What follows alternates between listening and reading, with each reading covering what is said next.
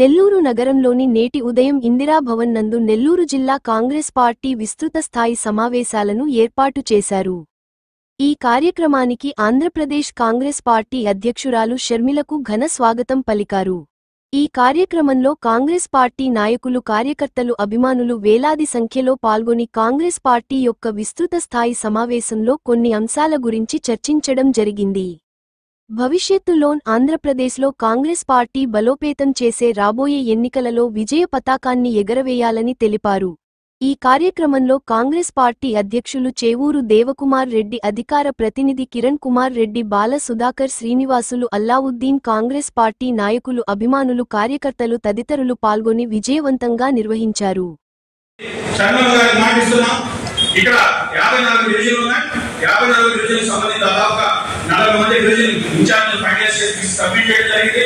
మిగతా కూడా DCC president గారితో డిస్కస్ చేస్తున్నాం. అన్ని ఫైనలైజ్ చేసి ఒక 15 రోజుల్లో కమిటీ నియమిస్తాం. కమిటీ నియమించిన తర్వాత ఘర్ఘర్కి కాంగ్రెస్ అనేటువంటి ఒక ప్రోగ్రామ్ ని డిజైన్ చేసుకున్నాం. ప్రతి ఇంటికి కాంగ్రెస్ జెండా ఎత్తుకొని 54 డివిజన్లో కూడా ఖచ్చితంగా పర్యటిస్తామని అధ్యక్షులకి వినిపిస్తున్నాం. రాబోయే రోజుల్లో లోకల్ ఎన్నికల్లో ఖచ్చితంగా 54 డివిజన్లలో కాంగ్రెస్ అభ్యర్థులు నిలబెట్టి ప్రజల పక్షాన పోరాటం తెలియజేస్తున్నాం.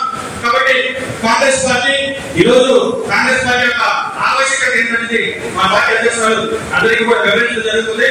కాబట్టి సిటీ నుంచి ఖచ్చితంగా కూడా కాంగ్రెస్ డబ్బులో పోల్చుకుంటే ఈరోజు ప్రజలు ఒక చర్చ అనేది మొదలైంది. ఖచ్చితంగా రాజశేఖర రెడ్డి గారి ఆశయాలను, రాజశేఖర రెడ్డి గారి లక్ష్యాలను ముందుకు తీసుకెళ్ళడానికి పార్టీ అధ్యక్షులుగా మీరు ఈరోజు నెల్లూరు వచ్చినందుకు మరొకసారి కృతజ్ఞతలు తెలియజేసే అవకాశం ఇచ్చినటువంటి లైక్, షేర్, సబ్స్క్రైబ్. మరిన్ని వీడియోల కోసం గంట సింబల్ ని క్లిక్ చేయండి. Thanks for watching this video.